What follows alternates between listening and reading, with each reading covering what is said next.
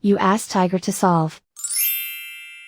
This deals with linear equations with one unknown. The final result is x equals 7. Let's solve it step by step. Simplify the expression. Find the greatest common factor of the numerator and denominator. Factor out and cancel the greatest common factor. Isolate the x. Multiply both sides by 20. Group like terms. Multiply the coefficients.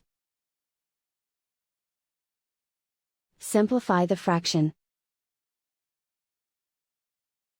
Multiply the fractions. Simplify the arithmetic. And so the final result is x equals 7.